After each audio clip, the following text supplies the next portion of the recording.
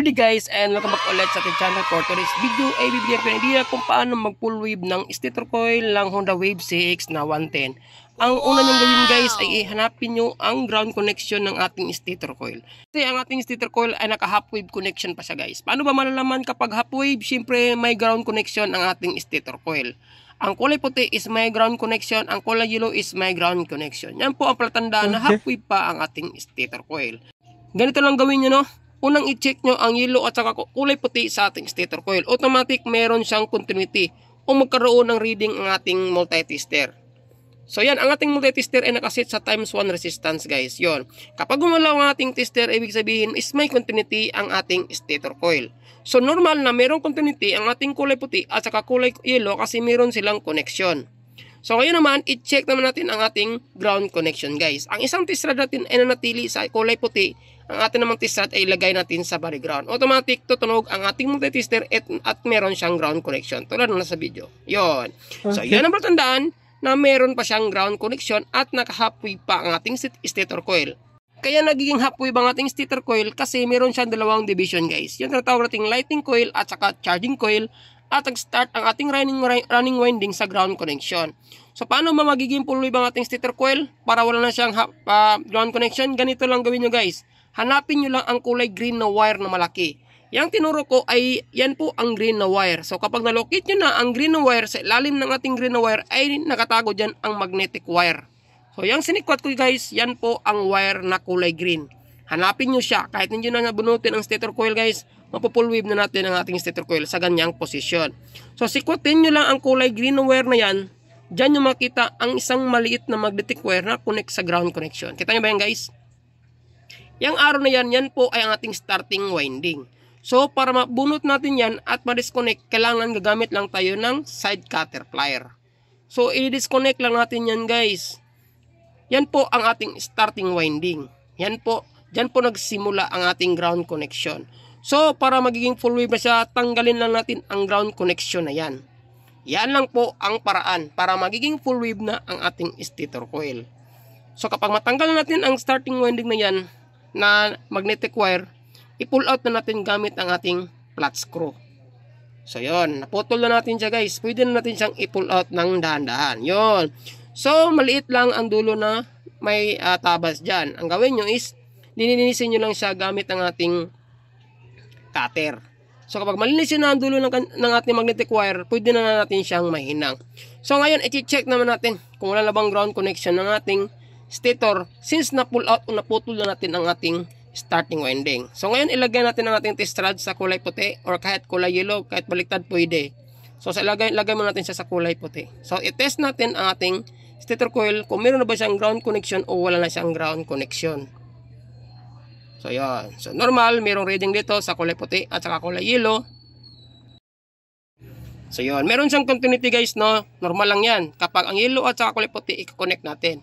Ngayon, ilagay naman natin ang ating test rod sa ating ground connection guys. Yun. So kapag wala na siyang reading ating tester, ibig sabihin is wala nang ground connection ang ating stator coil. You know? Wala na siyang reading guys. So naputol na natin ang ating starting winding, na-pull out na natin siya. Ibig sabihin is wala na siyang ground connection. Yan, try natin. Yan, try natin ilagay sa ground. Yan, so diba? So ngayon guys, ang dulo muna natin pinutol ang ating i-test sa kanyang continuity. So automatic may continuity yan. Yun, so may reading siya guys, no? Yun ang ating pinutol na magnetic wire. Normal lang yun kasi yan po ang ating magiging starting winding. Yun, so since naputol natin ang ground connection, ang kulay yellow naman na wire na connect sa ating stator coil, wire guys sa wire, hindi yung magnetic. So, meron kayong makitang wire dyan na kulay yellow at saka kulay puti. Ang puputulin lang natin dyan sa nakahinang na poste is yung wire lang, hindi yung magnetic wire. Kasi yung wire na kulay yellow yan po ay may continuity pagpunta sa ating socket. So, yan po ang i-connect natin sa pinutol natin na wire na starting winding. Kuha nyo ba guys? Yan ang idudugtong natin. So, ayan ang magiging starting winding na natin. Kapag ganoon, full wave na ating stator coil. So, ang gawin nyo guys, habaan nyo lang ang inyong pasensya sa pagputol sa wire kasi napakaikli lang po ang distansya ng ating wire sa loob ng ating stator coil. So, iwasan nyo masagi or damage yung magnetic wire guys, para maiwasan natin magkaroon ng grounded. Basta habaan nyo lang pasensya sa pagputol ng kulay yellow na wire na yan, kasi delikado na masisira ang ating magnetic wire. Ang issue kasi ng motor ni bossing kung bakit na-full natin siya guys, kasi nga humihina ang kanyang ilaw kapag matagal siya nag-apply ng busina. So, pag-alaman ni bossing na pwede palang i-convert ng full wave ang kanyang stator coil. Kaya nag-decide siya guys na pumunta sa ating shop at ipa-convert ng full wave ang kanyang motor. Lalo na ito ay naka-lead headlight at saka malaki na rin ang kanyang busina. Gumagamit po siya ng PIA horn. So yun guys, na-pull out na natin ang yellow na wire na yan. Ang next natin gawin is yung pinutol natin na wire na yellow at saka yung magnetic wire is i-connect natin siya. So paano ba i-connect? Gagamit tayo ng soldering iron guys. So kailangan natin linisin ang dulo ng wire na yan kasi nagkaroon pa siya ng oil no. So kapag natin nilinis ang dulo ng wire na yan, mahirapan tayong hinangin ang dulo ng wire na yan. So need natin siyang linisin guys para makita natin ang kulay bronzy ng kanyang wire. So kapag nalinis natin ang dulo ng wire guys, pwede na natin ihinang siya. Siyempre gamit tayo ng lead. So no, ito ang pinaka-importante guys, hinang talaga. Kasi kapag ni-splice lang natin siya, may tendency na mapuputol lang ating magnetic wire at saka wire na idudugtong natin. So kung lagi pang hinang, dapat manghiram kayo guys, no? Kasi napaka-importante po sa part nito kasi nasa makina ito nakakonect ang ating stator coil. Kaya mahirapan tayong backlash assemble kapag hindi natin siya ihinang. Kasi kapag natirikan tayo sa daan, may chance na yung stator coil natin is bumigay yung ni-splice natin. Mas maigi is nakahinang siya guys. Yun no. Wala naman is bumili lang kayo sa Shopee guys. Mura lang yung mga soldering iron o panghinang. Nasa mga 50 plus lang. So yun, nahinang na natin. So next naman maghanap tayo ng maikling wire na pandugtong natin sa pinuto natin yellow na wire at saka yung magnetic na wire. At syempre lagyan din natin ng lead ang dulo ng ating i-connect na wire guys. Para didikit talaga. Mas madali ang ating pagdikit o pagdugtong ng ating wire. So yan. Syempre huwag mo limutan mag-like at mag-subscribe sa ating YouTube channel guys kung kayo ay ngayon ang napadaan sa ating channel. Yun, nadugtong na natin. Syempre kapag nadugtong natin guys, huwag yung dugtong na dugtong lang. Kailangan, pag nadugtong natin is hilain natin ang wire. Para yun ang paraan kung dumikit ba talaga yung dinugtong natin na wire sa ating stator coil. Yan o.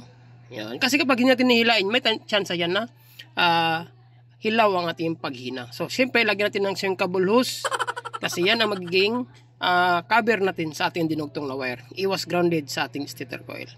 So, kapag nalagyan natin ng shrinkable hose, saka natin sunugin gamit ang lighter. So, saan ba makabili ng shrinkable hose? Sa electronic supply lang po. Sa mga electronic parts. Mura lang po yan. Nasa mga 6 pesos lang bawat metros ng ating shrinkable hose. So, magdudugtong tayo ng wire yung pinutol natin ng magnetic wire. Ipadaan natin sa ilalim ng stator coil. Tama-tama lang ang puputulin natin. Yung hindi masyadong mataas at hindi naman masyadong maikli. Para pag i-connect na natin siya sa ilalim is meron siyang allowance. So kapag nakuha nyo ng distansya, saka nyo napuputulin yung dulo ng ating i-connect na wire. Yun no. So syempre, before natin yan i-connect guys, ay hinangin muna natin ang dulo ng ating wire. Para meron siyang lead. At lagyan mo natin ng shrinkable hose. Kasi yan ang magiging cover o insulator ng ating magnetic wire. Yun. Okay. So next, i-connect na natin yung magnetic wire natin na pinutol sa ground. At siyempre yung wire na idudugtong natin. So mangyari yan guys, no, ang magiging starting winding ay nagsisimula sa kulay yellow na wire at magtatapos sa kulay white na wire. So kapag ganun, full wave conversion na po ang ating stator coil at tula na siyang ground connection. Ganun lang po kadali kung paano mag-convert ng full wave stator coil ng Honda Wave CX na 110.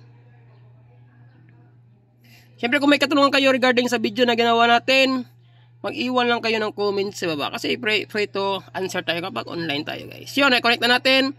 Huwag natin kalimutang hihilain kasi kapag hindi natin hihila yan, maaaring hilaw ang ating paghinang or matatanggal yan kung sakaling masasagi yan sa magneto. No? Yun.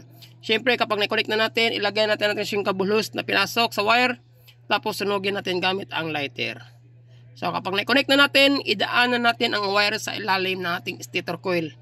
Dapat i-sure natin guys na hindi siya lalabas na. Kasi kapag sobrang haba ng ating wire na dinugtong, may chance yan na lalabas sa ating stator coil at masasagi sa ating magneto. Delikado maputol, baka matirikan pa kayo sa daanan at mag-drain ang ating battery. Yan po ang itsura at pinali ng ating pagkakalagay ng ating wire na dinugtong natin sa pinutol natin na wire na yellow at saka yung magnetic wire na ground wire. Yon. So yan po magiging final itsura natin guys. Check nyo lang, screenshot nyo lang kung gusto nyo may copy kayo, no. So ngayon para sa pinali at makita natin kung naging successful ang ating pag full wave, ay isa-set na naman natin ating multi-tester sa times 1 resistance. Tapos ilagay natin ang ating isang test rod sa kulay puti at saka kulay yellow. Automatic may reading yan. Normal yan guys ha. Kasi sila po ay may connection. Ang di normal ito is dapat wala ng ground connection guys. Yun ang nagiging normal pala ng ating stator coil. So ngayon nag-check na natin guys. So kapag full wave mo siya is wala na siyang ground connection kahit sa ang body na ground ng ating stator coil o cranky shell sa ating stator coil. Dapat wala na siyang reading ang ating multi-tester. Yung kulay yellow at saka kulay puti na lang ay sila na lang dalawa ang merong reading kasi full wave na po ang ating stator coil. So check nyo guys. Normal na merong continuity ang ating tester sa yellow at saka puti. Ang di normal is meron siyang continuity sa ground. Yun ang di normal guys. Ibig sabihin hindi pa full wave ang stator coil. Pero since na full wave natin siya, yun, hindi na gumagalaw ang ating multi-tester. Kahit ilagay nyo pa sa ang banda, wag lang sa poste ng yellow at saka puti kasi merong reading yun. Basta sa ground o body ground nating frame ng ating stator coil, dapat wala na siyang continuity. O sa kahit cover ng ating stator coil. Hindi nagagalaw ang ating multi-tester. Tulad yan guys.